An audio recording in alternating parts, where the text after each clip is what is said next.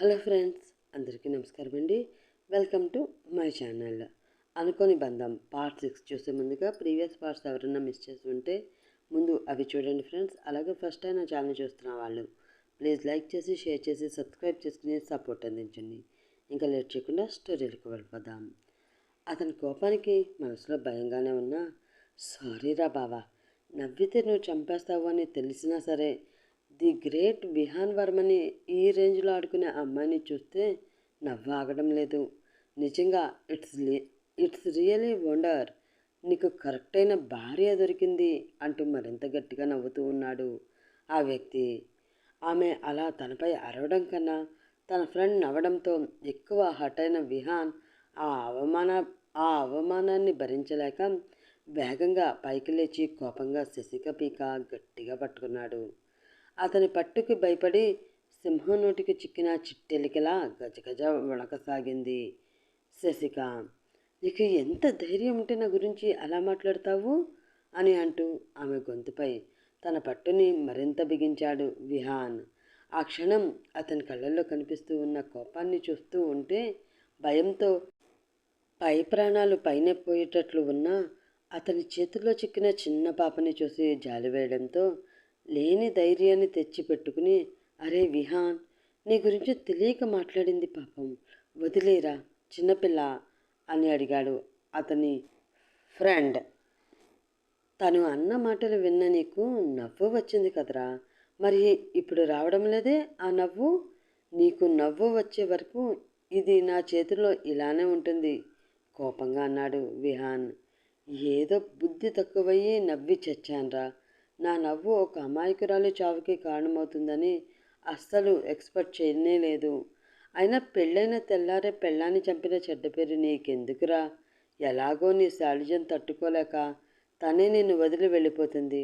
అప్పటి వరకు అయినా నా మాట విని ఆ బంగారు తల్లికి ప్రాణభిక్ష పెట్టరా? దీనంగా బ్రతిలాడాడు విహాన్ క్లోజ్ ఫ్రెండ్ అయిన ప్రవీణ్. అప్పటికే శశిక కంటి నుండి కన్నీరు ధారలా కారిపోతూ ఉంది. అమ్మి, అయిపోనాది. ఇక నీ జిందగీలో కొన్ని నిమిషాలు మాత్రమే మిగిలి ఉండాయి. ఏడనో కర్నూలులో తప్పించుకున్న సావు నిన్ను వెతుక్కుంటూ ఏడుదాకా వచ్చేసి నిలువెత్తు రాక్షసుడి రూపంలో కళ్ళ ముందు కనిపిస్తా ఉండాది. పోయే ముందు ఈ దరిద్రుడి మొహం సొత్తపోతే వచ్చే జన్మలో కూడా ఈడినే మొగుడుగా తగలబడతాడేమో. అంత కర్మ నీకెందుకమ్మి? కాసేపు కళ్ళు మూసుకుని నీకు బాగా ఇష్టమైన ఏ బాలీవుడ్ హీరోనో తలుచుకో, హాయిగా నరకంలో ల్యాండ్ అవ్వద్దు కానీ అని మనసులో ఒక ఇన్నర్ వాయిస్ వేసుకుని చావుకు ప్రిపేర్ అయిపోయి గట్టిగా కళ్ళు మూసుకుంది శశిక. విహాన్, వదలరా, నవ్వింది నేను కదా, నేను సారీ చెప్తున్నాను, ప్లీజ్ తనను వదిలేయరా, కొంచెం కోపంగానే అరిచాడు ప్రవీణ్. ప్రవీణ్ అరిచినందుకు కొంచెం కూడా రియాక్ట్ అవ్వలేదు విహాన్. కానీ శశిక కంటి నుండి బయటికి వచ్చిన కన్నీరు ఆమె చెంపల మీదుగా జారుతూ వచ్చి విహాన్ చేతి మీద పడింది. దానితో ఆ చిన్న స్పర్శతో స్పృహలోకి వచ్చిన విహాన్ ఇంకా కొంచెం సేపు అలానే ఆమెను పట్టుకుని ఉంటే ఆమె ప్రాణాలు పోతాయి అన్న సత్యాన్ని గ్రహించి మెల్లిగా తన చేతి పట్టుని సడలించాడు. అతను శాంతించాడు అని గ్రహించిన ప్రవీణ్ వెంటనే అతని చేతిని ఆమె గొంతుపై నుండి పక్కకి లాగి, పిచ్చెమైన పట్టిందా విహాన్ నీకు? ఇంత రాక్షసత్వంగా ఎలా ప్రవర్తిస్తున్నావురా? కొంచెమైనా మనిషిలా ఆలోచించు అని అతనిపై విసుక్కున్నాడు.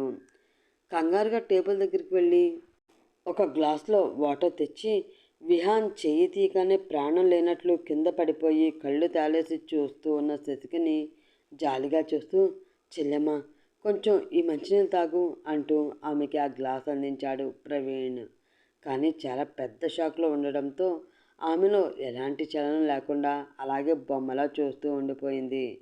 రాక్షసుడా అని విహాన్ని తిట్టుకుని ఆ గ్లాసులో కొన్ని వాటర్ చేతిలో వంపుకుని శశిక మొహంపై చిలకరించాడు ప్రవీణ్. దాంతో కొంచెం స్పృహలోకి వచ్చి అతని వైపు చూస్తూ ఉంది శశిక. వెంటనే ఆమె తల వెనుక తన చేతిని ఉంచి ఆమెకి మంచినీళ్ళు పట్టించాడు ప్రవీణ్. ఆ నీళ్లు కొంచెం ఫాస్ట్గా గడగడ తాగేసి ఒక్క నిమిషానికి తేరుకున్న శశిక భయంగా ప్రవీణ్ని చూస్తూ, ఎవరు నువ్వు? నరకంలోకి వెళ్ళడానికి ఎంట్రన్స్ దగ్గర టికెట్ ఇచ్చే ఆత్మవా అని అమాయకంగా అతన్ని చూస్తూ ప్రశ్నించింది ఆమె. ఆమె అడిగిన ప్రశ్న అర్థం కాక, ఏంటి అని అయోమయంగా అడిగాడు ప్రవీణ్. అదే అబ్బి, నన్ను ఆ రాక్షసుడు చంపేసినాడు కదా, సచ్చినాక నా ఆత్మ వచ్చిన నరకానికి లోపలికి పోతా ఉండడానికి నువ్వు ఎంట్రన్స్ పాస్ ఇచ్చే సీనియర్ ఆత్మవా అని అడుగుతున్నా అని కొంచెం వివరించి తన ప్రశ్నని వివరంగా అడిగింది శశిక. ఆమె క్యూట్ ఎక్స్ప్రెషన్కి, ఆమె అడిగిన ప్రశ్నకి ఒక్కసారిగా పెద్దగా నవ్వాడు ప్రవీణ్.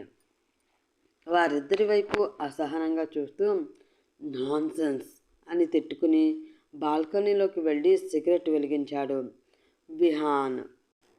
అతని నవ్వు చూసి కొంచెం చిరాకు రావడంతో, ఏంది అట్లా నవ్వుతూ ఉండావు? ఇప్పుడు నేనేటన్నానని నీకు అంతలా నవ్వొస్తుంది? చిరుకోపంగా బొంగమూతి పెట్టుకుని అంది శశిక. ఆమె చిన్నపిల్ల ప్రవర్తన చూసి మరింత నవ్వుకుంటూ, అయ్యో బంగారు తల్లి, ఈ అన్నయ్య ఉండగా నిన్ను ఆ రాక్షసుడు చంపుతూ ఉంటే ఎలా ఊరుకుంటాడ్రా? వాడిని చంపైనా సరే నిన్ను కాపాడుకోను.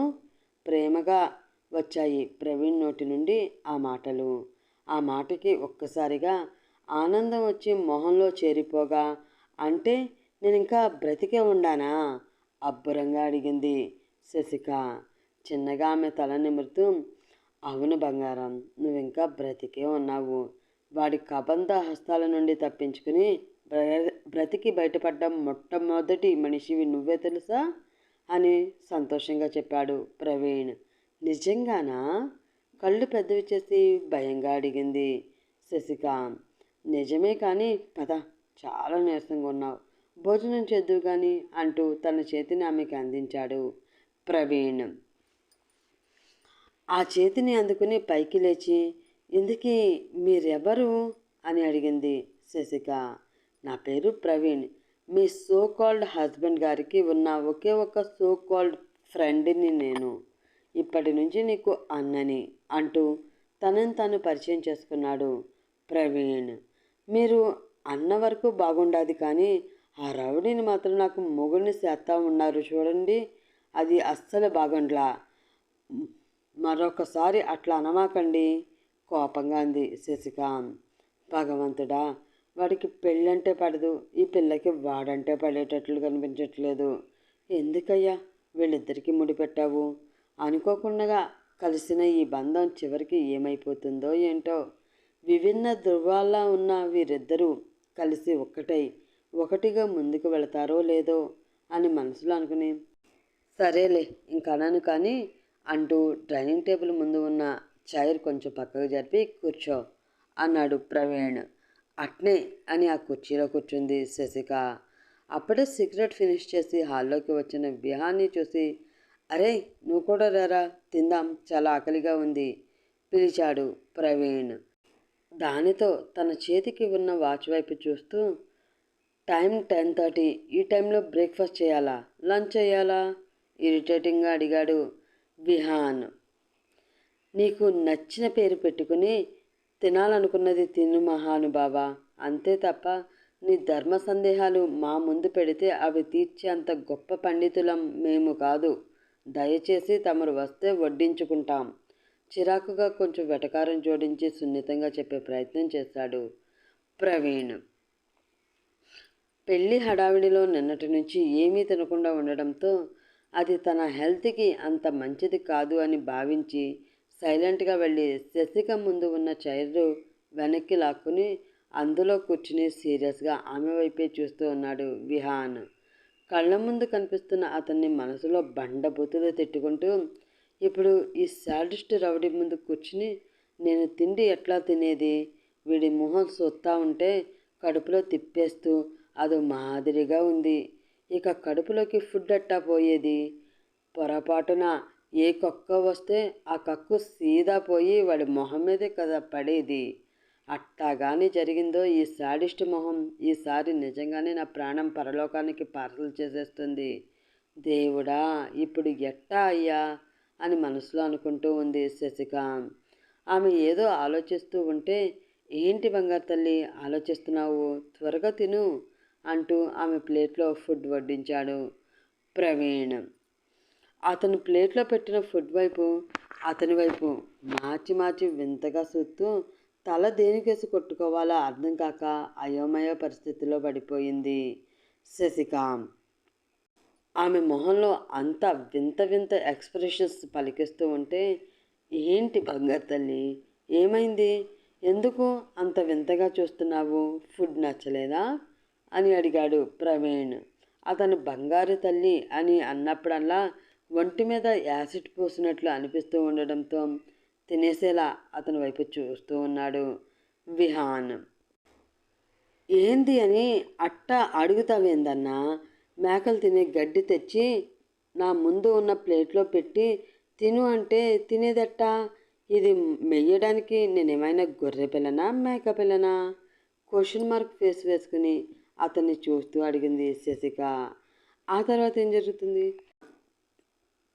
శశిక ప్రశ్నకి ఎలా రియాక్ట్ అవుతాడు, వీరి బంధం ఎలా ముందుకు వెళుతుంది తెలుసుకోవాలంటే నెక్స్ట్ పార్ట్ కోసం వెయిట్ చేస్తూ ఉండండి ఫ్రెండ్స్. ఈ పార్ట్లో వ్యూ డ్యూరేషన్ తక్కువగా ఉంది, రేపటి నుంచి డ్యూరేషన్ పెంచుతాను. సో ఎవరు మిస్ అవ్వకుండా స్టోరీ వింటూ ఉండండి. రేపటి ఎపిసోడ్లో మళ్ళీ కలుసుకుందాం. అప్పటి వరకు bye bye, have a nice day.